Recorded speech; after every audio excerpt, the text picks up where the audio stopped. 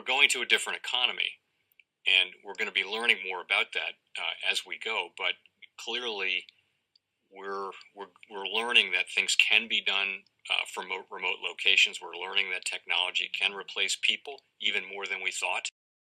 We're not going back to the same economy. We're recovering, but to a different economy, and it'll be one that is more leveraged to technology. And I worry that that is going to make it even more difficult than it was for many workers. In Silicon Valley, and my friends who work in technology know that what we did to the manufacturing workers, we are now going to do to the retail workers, the call center workers, the fast food workers, the truck drivers, and then even bookkeepers, accountants, insurance agents, lawyers, and on through the economy. So what happened to the manufacturing workers is a very clear sign. This effort, and China has big plans for this. They intend to seed their digital yuan into the global environment by giving it away to visitors at next winter's Olympics. When they arrive at the airport, they're going to get yuan digital wallets. They're going to receive digital yuan. They're going to use it throughout their visits to Beijing, and then they're going to take it back to their home countries.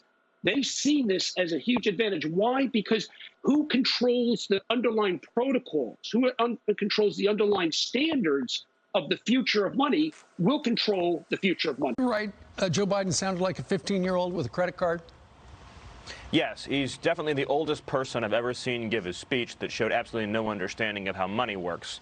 You can't spend $6 trillion and expect it not to erode the value of the U.S. dollar. And what's that going to mean? It's going to mean that people who are on fixed incomes, people with retirement accounts, people who have just a small amount of savings, they're going to see the value of those dollars diminished that they've worked for their entire lives. What were your big takeaways last night? Well, my biggest takeaway, to be honest with you, is how thoroughly unremarkable the speech was in its actual delivery, in the actual way the speech was written. There's no memorable line. There was no memorable moment. There was no water cooler talk that would ever emanate from that speech. You know, you compare that with President Trump's State of the Unions, and you think about some of those big moments, whether it was big lines like America will never be a socialist country, or whether it was some of the heart-pounding moments with the guests that he had in the gallery, like the soldier reunion he did last year with the family. There was just nothing in the speech to uplift or inspire or bring people together. It was just droll. It was just an hour of very droll language. But the policies underneath that droll language were breathtakingly radical. So welcome to the Crypto Teacher. And guys, you know, I come back with that video just to make you think. We had Stephen Miller on comments on Biden's speech. Now, guys, what does Stephen Miller do? That's right. He's a Hegelian dialectic speech writer. And he was a speech writer for Trump. So he knows all about great speeches. But we heard him put the Hegelian dialectic at its perfect form, speaking about Biden. But we know, doesn't matter whether you're Democrat or Republican, they're together. The bird needs both wings to fly. Now we're going to listen to Biden speak about the Fourth Industrial Revolution. He talks about the Fourth Industrial Revolution without saying what it is. Of course, autonomous driving, AI, electric vehicles. He also brought up DARPA, saying we need a health division just like DARPA. And what would that lead us into, guys? That's right, transhumanism. And then also, guys, he speaks about the $15 an hour.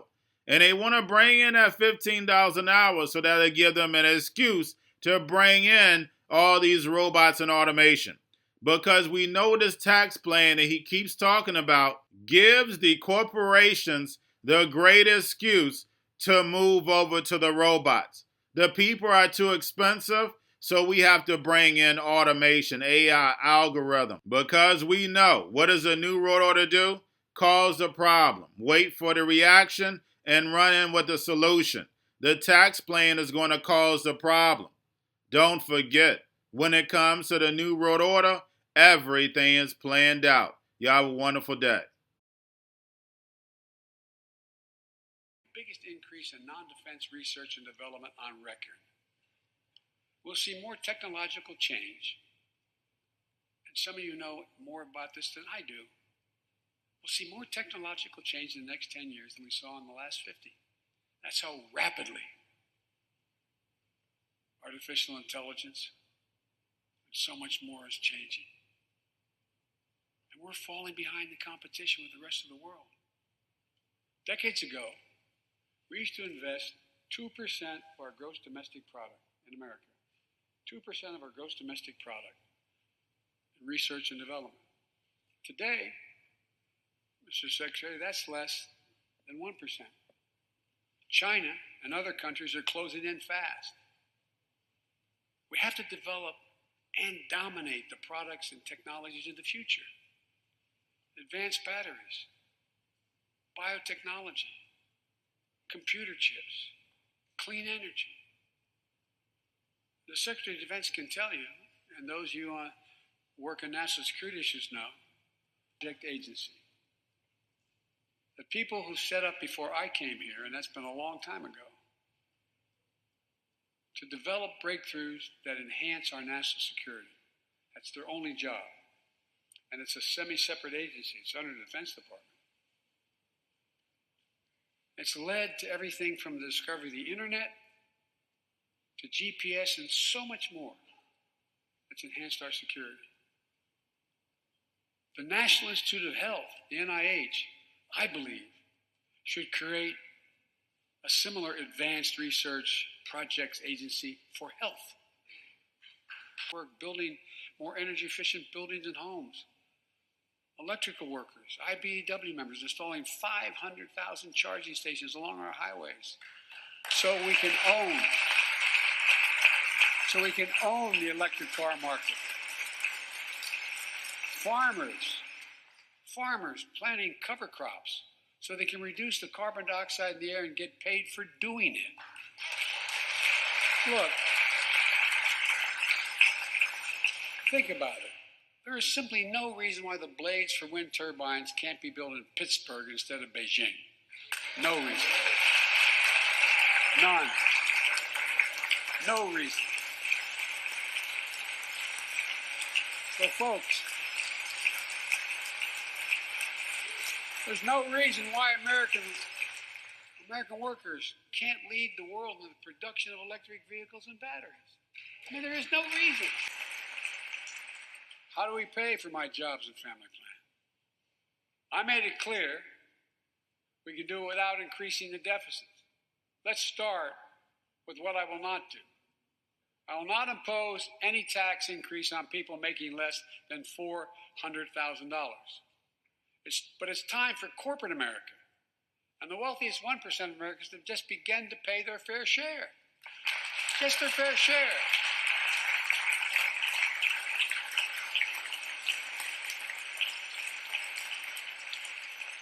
Sometimes I have arguments with my friends in the Democratic Party. I think you should be able to become a billionaire and a millionaire, but pay your fair share. A recent study shows that 55 of the nation's biggest corporations paid zero federal tax last year. Those 55 corporations made in excess of $40 billion in profit. A lot of companies also evade taxes through tax havens in Switzerland and Bermuda and the Cayman Islands. And they benefit from tax loopholes and deductions for offshoring jobs and shifting profits overseas. It's not right. We're going to reform corporate taxes so they pay their fair share and help pay for the public investments their businesses will benefit from as well. Those making over $400,000 or more, back up to where it was when George W. Bush was president, when he started, 39.6%.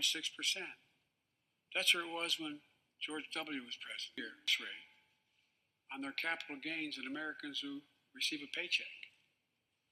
We're only going to affect 0.3% of all Americans by that action. 0.3%. And the IRS is going to crack down on millionaires and billionaires who cheat on their taxes. It's estimated to be billions of dollars by think tanks that are left, right, and center. I'm not looking to punish anybody, but I will not add a tax burden, additional tax burden to the middle class in this country. They're already paying enough. to raise taxes on the wealthiest 1% or corporate America. Ask them whose taxes you want to raise. Instead, who's they're going to cut? Look, the big tax cut of 2017. Remember, it was supposed to pay for itself. That was how it was sold. And generate vast economic growth. Instead, it added $2 trillion to the deficit. It was a huge windfall for corporate America and those at the very top. Instead of using the tax saving to raise wages and invest in research and development, it poured billions of dollars into the pockets of CEOs. In fact, the pay gap between CEOs and their workers is now among the largest in history. According to one study, CEOs make 320 times what the average worker in their corporation makes. Used to be below 100. The pandemic has only made things worse. 20 million Americans lost their job in the pandemic, working and middle-class Americans. At the same time, roughly 650 billionaires in America saw their net worth increase by more than $1 trillion in the same exact period. Let me say it again. 650 people increased their wealth by more than $1 trillion during this pandemic. And they're now worth more than $4 trillion. My fellow Americans, trickle down. Trickle down economics has never worked. It's time to grow the economy from the bottom and the middle out.